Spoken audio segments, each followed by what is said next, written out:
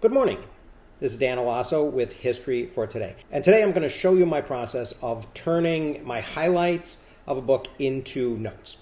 And the book that I'm going to demonstrate this on is Antifragile by Nassim Nicholas Taleb. And I'm going to focus on book 1, which is the introduction to what the Antifragile is. And so you'll be able to watch me in the background turning these highlights into notes as I kind of tell you what my insights and my takeaways were from this section of the book. So Taleb begins by suggesting that the interesting half of life is something that we don't really have an adequate understanding of, assuming that understanding something and naming it are the same. Are they? He defines antifragile as being something that is beyond robust or immune to shocks, something that actually benefits from shocks. He mentions the wisdom of grandmothers and other elders throughout this text and also his book, The Black Swan. So maybe this is something that we know a little bit about, or at least to an extent, by other names.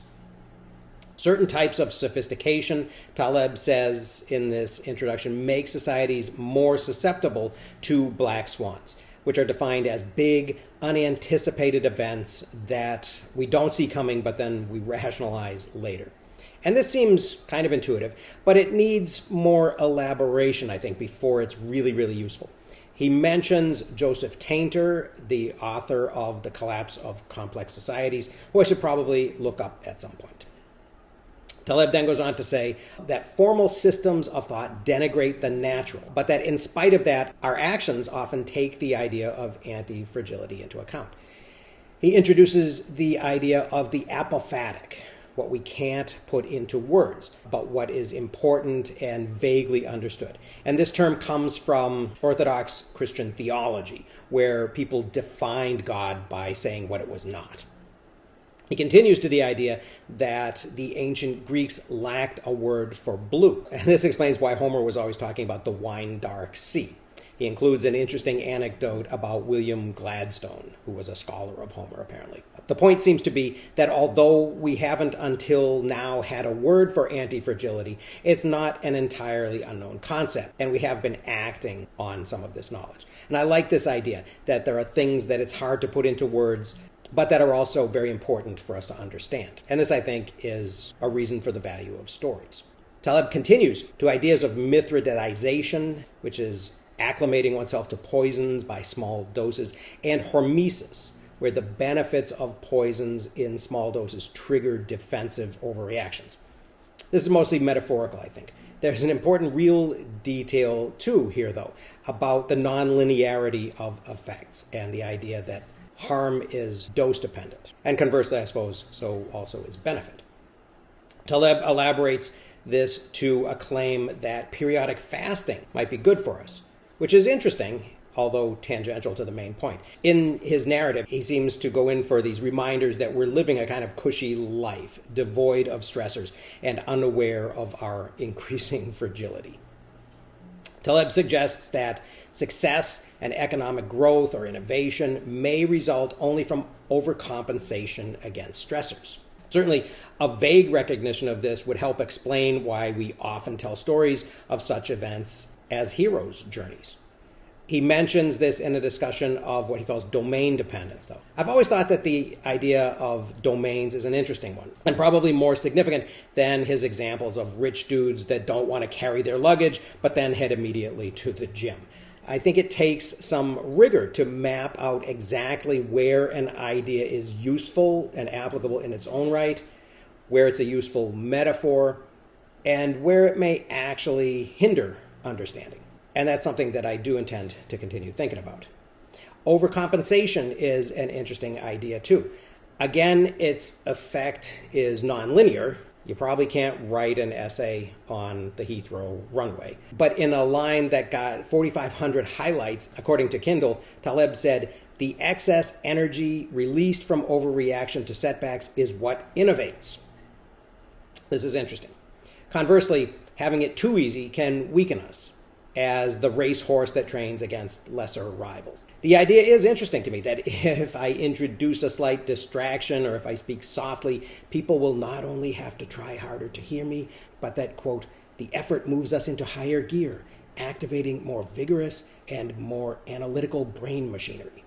I wonder if there's a way actually to combine this insight with some framing and some of the ideas from other books like Nudge to improve students' classroom results. Redundancy, Taleb says, is the central risk management property of natural systems.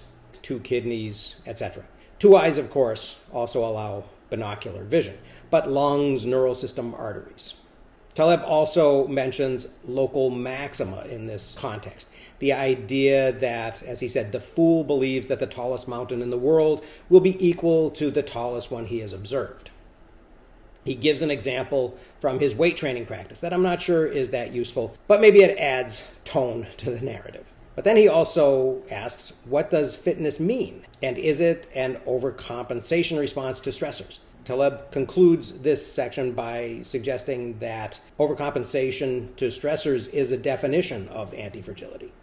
In an aside, Taleb says that information is antifragile. It feeds on obstacles. Criticism is a sign of attention. He cites Ayn Rand as an example of this. And envy is a sign that you're stirring people up. In the 3rd chapter, Taleb compares natural and artificial systems. He begins by saying stress is knowledge and knowledge is stress, which I find very compelling. The biggest idea in this chapter seems to be causal opacity, though. The idea that in the real world, in complex systems, it is very difficult, in his words, to see the arrow from cause to consequence, making much of conventional methods of analysis in addition to standard logic inapplicable. This epistemological question is the thing that I'm most surprised to find in Taleb's writing. I had been sort of aware of him as a business writer, and I didn't realize he was going this deep into philosophy when I picked up the book. The implications of this inability to truly know causality, if we accept them, are huge, especially for history. Taleb seems to suggest, though he doesn't come right out and say it here, that skeptical empiricism is the solution. Observe results skeptically and reserve judgment about possible causes. He mentions in this context that his deadlifting routine might actually be working because it's strengthening his bones rather than his muscles.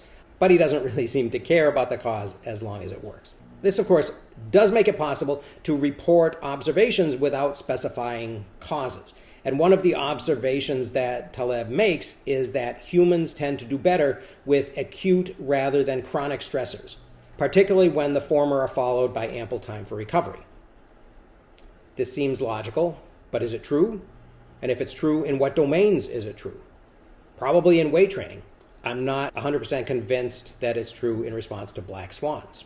I like the point that he makes that equilibrium may not be the right way to think about complex systems. He brings up Ilya Prigozhin's idea of dissipative structures in thermodynamics, and the point seems to be that these complex systems need a regular diet of what he calls volatility, randomness, the continuous swapping of information, and stress, which explains the harm they may be subjected to when deprived of volatility.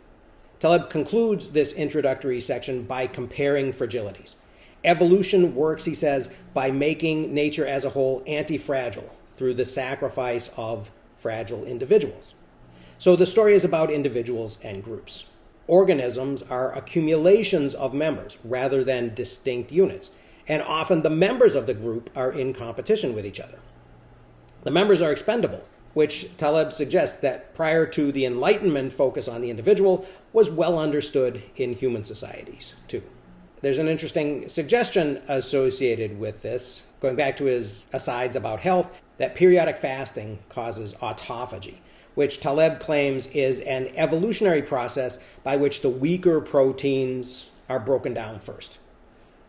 I'll have to look into this. If this is true, then the implication is that always having a full stomach is another way of subsidizing the unfit and weakening the overall organism, which I expect would be important to know.